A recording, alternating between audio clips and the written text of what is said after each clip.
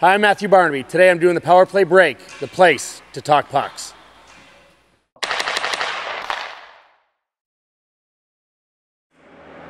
Back here with Kerry Fraser on the Power Play Break. I'm Chris Riley.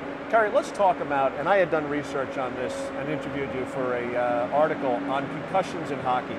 And this has become something, you're here today for USA Hockey at the Coaches Education Program, discussing greatly the need to change the philosophy of the game. What are your thoughts? I mean, you've seen a lot of changes. Well, I'm very passionate about the need for safety within the game. I'm not talking about sanitizing the game, Chris, and making it a soft game. The physicality of our sport is one of the things that makes it so unique and so entertaining for the fans and for the players. But what we have to guard against is allowing the snowball to roll down the hill any farther, where it becomes an accepted part of the game when illegal checks, dangerous hits, lack of respect from player to player runs rampant, and we become almost oblivious to the fact that this stuff has to change. The referee's job is enforcement. The league is responsible, as Brendan Shanahan is doing, most often I agree with his supplementary discipline and suspensions. I'd like to see it at the grassroots level. We've got to change this culture that has gone awry. I predicted 5 years before I retired that the league would be in the situation they were when taking liberties with guys. Well, for sure. I mean, we had Chara hit Max Pacioretty, broke his back. We had in the playoffs that year with the Boston Bruins, we had another dangerous hit. We had Rafi Torres on Marian Hossa. All of these things where players are elevating themselves, and they're big guys anyway. Is that a learned behavior? Do you think they've picked it up along the way to Oh, say, for sure, and I think it's the evolution of the game. Just like we talked about in our previous segments about the brawling. It just evolved. It evolved, and that intimidation factor and the bench clearings and the brawling took place as we allowed it to evolve, and then it had to be stopped.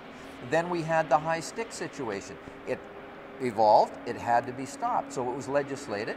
It was a negative factor in the game. It had to be changed, and it was. Same thing with the restraining. Now we're at a state in the game where they want lots of body contact, and the body contact that was being implemented through the restraining fouls that we were calling, eliminating that obstruction, players started to play a little softer. They took, if a little touch was a penalty, they felt, well, if I really hit a guy... They weren't fighting their checks going through neutral ice. No, for sure. So it was a softer approach. Now, all of a sudden, when a hit takes place, no matter whether it was an ugly hit, a dangerous hit, it was deemed to be a good hit because we want more hitting.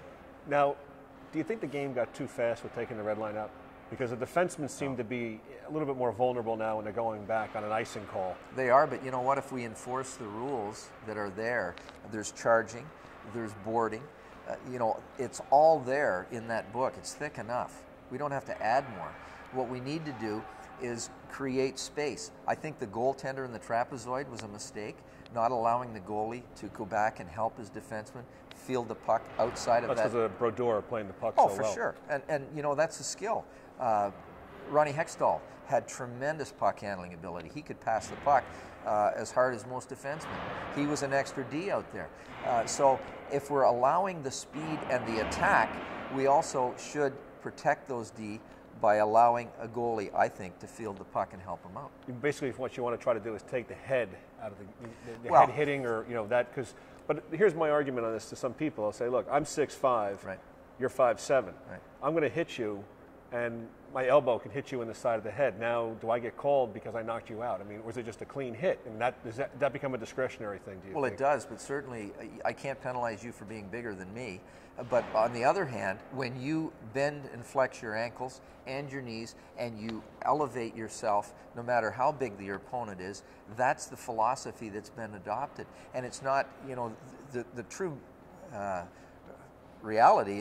If we go back to the great checkers of the game, Bob Gainey, Craig Ramsey, Buffalo Sabres, was two of the best I ever saw, Guy Carbonneau, they used angles.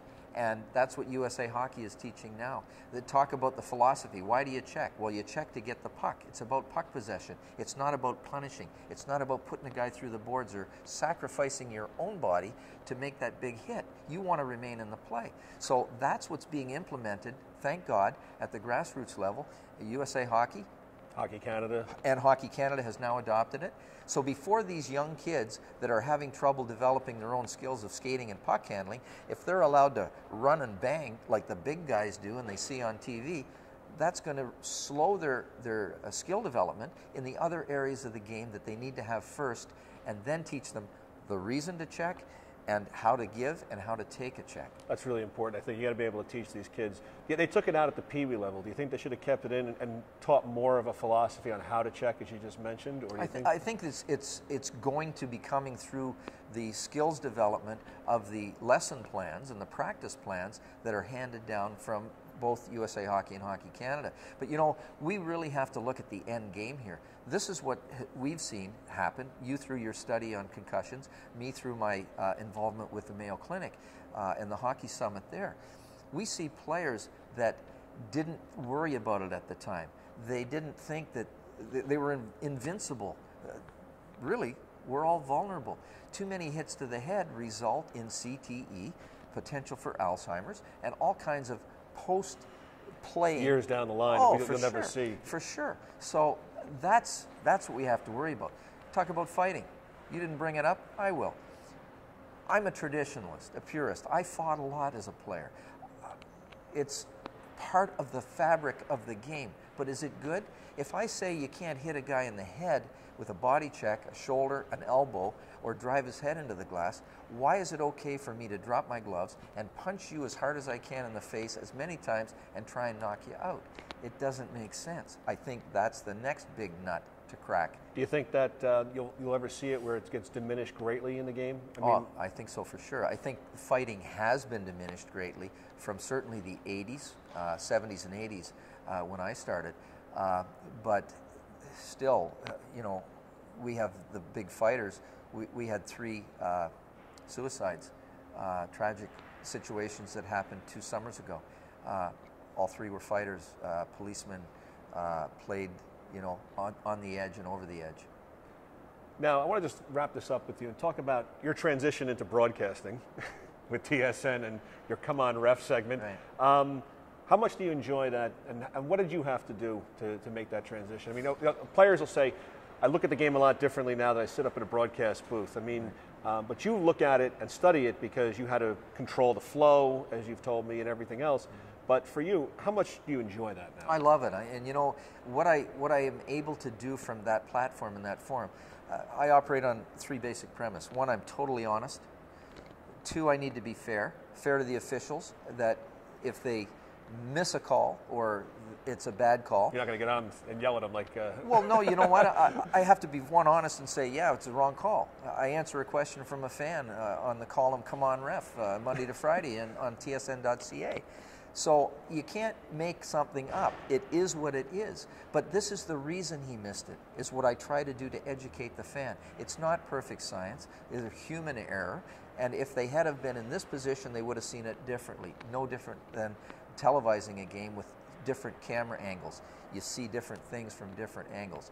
Now with the 2 referees, they have to work in sync so that there's no loss gap coverage. And they need to get better at that.